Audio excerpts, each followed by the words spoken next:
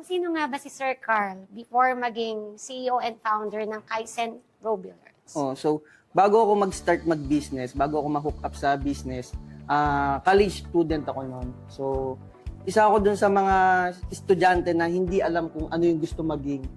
So pumasok lang ako sa college, yung course ko pinili ko dahil sumama lang ako sa mga friends ko. Talagang nung high school pa lang kami, parang kung saan ka papasok ng college? Dito ka sa Lyceum, sige sama ako sa'yo. Tapos yung course ginaya ko din para makasama ko lang yung mga friends ko. And during nung college time ko, hindi ko talaga alam kung ano yung gusto ko maging.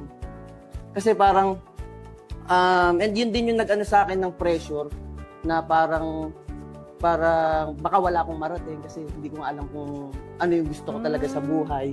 And isa kasi ako sa mga parang nataniman ng program na dapat nag-excel ka academically kapag, di ba, alam naman mga normal na advice sa atin, kailangan mag-aral ka ng mabuti para magkaroon ka ng magandang trabaho, magandang buhay. So, ayun na nga, di nung college ako, ang pinupuntahan ko lang lagi, parang gumagaan yung pakiramdam ko kapag tumatambay ako sa bilyaran. Ganun. Parang yun na lang yung nagiging escape ko. Kasi parang hindi talaga ako nag-excel academically. Parang hindi ako magaling dito. Hindi ko alam kung saan ako magaling. Yan. Pero during that time, wala kasi sa parang wala sa school yung mga nagtuturo about mga basic financial literacy, di ba? Wala naman sa school wala talaga. Kahit kung high school ako, wala din nagturo sa akin. So during that time, parang nag-self-study na ako. Parang dun ako na-hook up. Parang hindi alam ng mga kaibigan ko or ng mga parents ko. Parang mahilig ako manood sa YouTube about sa business, life advice din. And then yung pagtambay ko sa billiard table, hindi ko alam na yun na din pala yung magiging start ng journey ko sa pagbi-business. Kasi every time natatambay kami, nakikita ko yung flow ng pera doon sa billiard hall na pinaglalaroan namin. 'Di ba may tawag doon? Ano ba yun? Yung tong, yes. Yeah. Yun.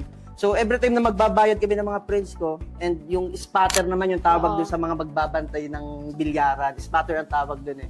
Magbibigay kami ng bayad doon. So yung bayad diretso doon sa cabinet ng may-ari, yun yung pinakakahan nila. And every time na magbabayad ako, nakikita ko yung laman. Ang dami. Parang pasok din doon sa, 'di ba, during that time nga nag-aaral na ako about sa business, parang gano'n. Ang mga tinuturo doon about sa savings, mag-create ka ng cash flow, passive income, and then yung passive income, doon ko nakita sa bilyaran na, uy, kailangan ko gawin din to. Kailangan ko din siguro bumili ng billiard table since hilig ko naman yon. So, bumili ako ng billiard table. And then, kung saan nang galing yung pambili ko ng billiard table, galing lang yun sa savings ko. So, sa estudyante, mahirap ipunin yung 12,000. 12,000 pesos kasi yung unang naging capital ko para makabili ka ng isang second-hand na billiard table. So, para maipon ko yun, nagbabaon ako ng pack lunch. Hindi usual. Di ba nung college, hindi naman yan. Parang pag nagbaon ka, parang teka lang, wala ba siyang pera? Oo, hindi usual yun kasi siyempre, nasa university nasa ka. University ka. Lalo sa Lyceum, sa private school. Oo, parang maglalabas, sila kakain ng masasarap sa cafeteria, ikaw maglalabas ka ng baon. Pero during that time, wala akong pakialam eh. Parang, bahala kayo kasi kaya ko naman dalhin. And wala din alam yung mga classmate ko kung ba't ko ginagawa yun. And then, hindi din sapat yung yung pag-iipon from savings. Kasi isang taon ko inipon yun eh. Umi-extra din ako dun sa papa ko na nagtatrabaho kasi siya sa hotel, and aside from that, nag-aano din siya, may sideline din siya na parang nagde-deliver or supplier siya ng prutas sa iba't ibang hotel sa Manila. So, sumasama ako, gumigising ako ng 2 a.m. or 3 a.m. Sasama ako para tulungan siya, then bibigyan niya ako ng 200 pesos. Tapos, after nun, 6 a.m. tapos na kami. Kasi pagka from Cavite to Manila, 1 hour lang pag madaling araw. So, mahirap kasi madaling araw gising ka na, tapos tutulungan mo pa yung parents mo. Tapos uuwi ka pa papunta ng Lyceum. Manila, parang Cavite to Manila, tapos Manila to Cavite ulit para pumasok naman. Minsan nalilate na ako. Ganon. And then, ayun nga, doon ko naipon yung after 1 year, naipon ko yung 12,000 pesos. Kasi maliit lang talaga sa savings, sa allowance ko, parang 50 pesos lang yung naiipon ko. So, yun yung pinambili ko ng first billiard table ko. Kaya nagkaroon ako ng passive income nung college pa lang ako.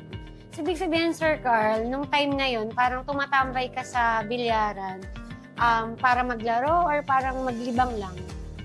Actually, parehas. Para maglaro kasi nung time na yon parang gusto ko din talaga maging player ng billiards. Mm. Gumaling sa paglalaro. At the same time, nalilibang talaga ako kasi nga sa school, parang hindi ko nga alam kung para saan ba talaga ako. Parang hindi ko mahanap yung sarili ko sa school eh. Kasi hindi ko trip yung mga subjects. Oo. Parang gano'n. Parang tuloy, nakakasama ko, mga kapwa tambay. Gano'n. So yun, parang doon, nung nag-billiards ka, parang hindi ka talaga mahilig mag-aral ng mga panahon na yon. Kasi Actually, karamihan nung nasa bilyaran is parang feeling tambay. tambay, yes. Diba? Kasi Ganun. actually kami, Sir Carl, may bilyaran kami. So yung tatay ko, siya yung nagmamanage doon. And madali lang naman kasi i-operate yun eh. Yes. Basta may isa ka lang tao. Tao na bantay. Nabantay, kukuha lang ng tong, tapos set up, madali lang siya. Tuloy-tuloy yung Oo. income, di ba? Pero actually, nakakalibang talaga siya. Ang ganda nung journey mo. Kasi parang sa iba, syempre tambay. Parang sa image, actually ako, ganun yung perception ko sa mga naglalaro sa bilyaran namin. Ito, dito na naman to, tatambay na naman to. So, pero yung sa'yo, dahil nga hindi mo alam yung path mo, is inaral mo yung saan ba ako? Kasi hindi ko talaga alam kung ano yung gusto ko.